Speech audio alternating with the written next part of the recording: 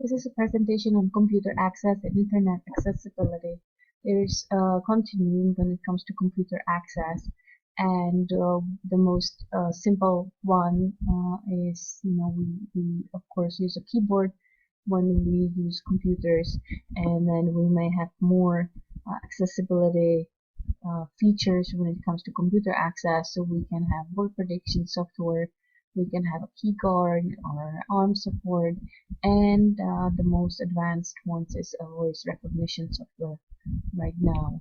Um, when we create websites, we should always keep in mind that there's people with low vision or hearing impairment or difficulty reading or a learning disability who are trying to access the same website.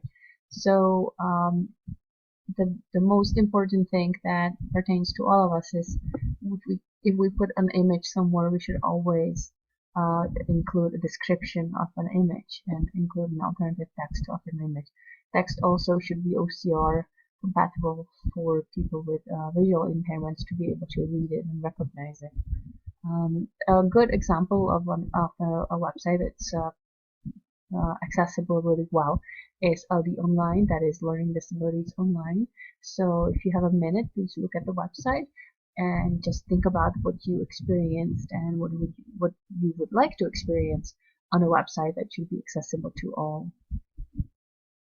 WebQuest is a software program that is an inquiry-oriented activity on a website, the webquest.org, that the learner interacts with some or all information, and it is kind of presented as a website, and it has 6 parts: an intro, task, information sources, process, description, task guidance, and a conclusion. And it's free to modify, and there's lots of templates that you can access, and it is a really great way to modify websites for students with learning disabilities. There's lots of simple and more advanced switches that we can use to access computers and navigate computers.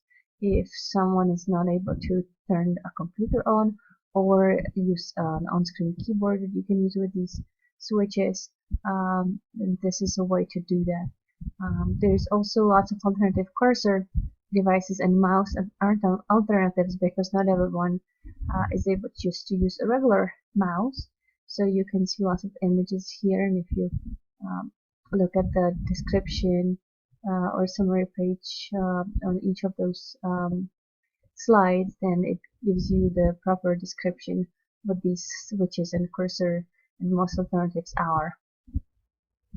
Here is a few more examples of different wands and sticks that people use. First one is a head stick that goes over someone's head, and then they can point with it and press keys on a keyboard. There's also joystick that can be manipulated by hand, pitching, and so on, and also trackballs that are super easy and really smooth to move to navigate a screen. Here's an example of a foot mouse for left foot, right foot, paddles for play and pause and stop. Here's an example of a hands-free mouse, which is a camera pretty much that watches, can be on top of a computer or anywhere attached to a wheelchair, that watches a little dot that is attached to whatever part of a body is movable. So if a person is only able to move, let's say, a right eyebrow, then there's a dot that you can stick to that right eyebrow, and as you move it up and down, then that is your click pretty much. So the camera connects with that dot, and then you have an on-screen keyboard or an on-screen program that reacts to the dot, and then you can pretty much be the mouse.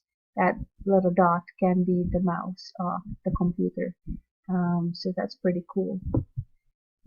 Here's how voice access works if people who are visually impaired cannot see the computer. They can give it comments, and we have just been experiencing that with Amazon Echoes, for example, when we just give voice commands to a virtual person that is able to play us music or give us the news review or tell us a joke or and so on. So this is how it all started with people with disabilities, and now everyone can enjoy that.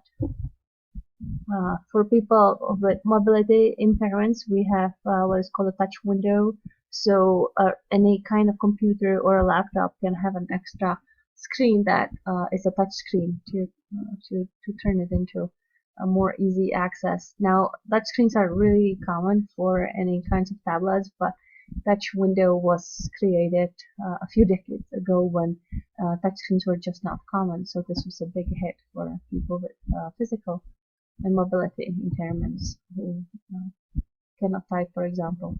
And here is a lot of alternative keyboards, either color coded or with different layouts or slanted, full with large letters and separated keys, so that a person would not press two if their fine motorics is not as good. Here's how it continues. The big one is over overlays. It uses different overlays. It's called IntelliKeys, and it uses different overlays that you can put into and slide into, and they create your own for whatever the person needs. You can have you can see a mouse arrows there. You can just have one that would replace a mouse. Really nice and easy to touch.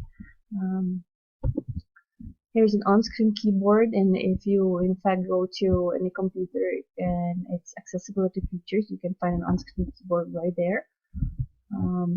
Here's the voice assisting navigation, accessing keyboard in computer via voice. The downside of this is that you have to train your voice to be really recognizable and to get it very accurate, so you can dictate essays, for example, but you have to make sure that your voice is just very clear and easy to understand for this software. I have to say, as a foreigner, that oftentimes if I use Echo, then Alexa is not really doing what I want her to do, or she does not even react sometimes to my voice, because it's just a little different. It's not, 100% American. Here's more examples of on-screen keyboards. They can be multicolored, and they can have different layouts, and they can be also much more simplified. Here's a one-handed keyboard for a person who only has one arm or one hand, and so that they can type faster with that one hand. There's also a half keyboard if you just type with a single hand. So the spacebar works as a shift key, so then you can switch, and every key has two letters, and so the spacebar just gets the other letter if you hit that. There's a few more examples of keyboards. A Magic Wand keyboard that is a very, very, very tiny little keyboard that works with a little wand. And then there's a large print keyboard on the other hand, for people who have a hard time seeing and also touching regular keys. The really nice thing about computers today is that every computer has accessibility built within. So what you can use is on-screen keyboards, as I mentioned. You can also zoom in, have a magnifier built in. You can have on-screen readers of text in every computer. So all you have to go is go to your control panel and click on accessibility and explore that, because it's pretty cool what you can make your computer do today for free for you. You don't have to purchase any special assistive text softwares for that. So here's a list of Windows accessibility features. The mouse can be enlarged. You can just use pointers. You can change the way the mouse appears on the screen, not just an arrow, but different ways. You can have all kinds of display accessibility, resolution, high contrast, magnifier. The cursor is very adjustable. There is sticky keys, slow keys, and toggle keys, as well as an on-screen keyboard that is free. Very, very nice for example, for people with cerebral palsy or motor impairments. There's an on-screen reader and many other features that are being added to that. Macintosh also has some accessibility. It comes with text-to-speech and speech-to-text softwares. It has the same screen cursor magnification and on-screen keyboard options. It has talking alert, talking clock, via voice software that, or you can navigate your computer using your voice commands. Um, and also you can save this on a USB and bring that to wherever you go. The accessibility features of your Macintosh computer.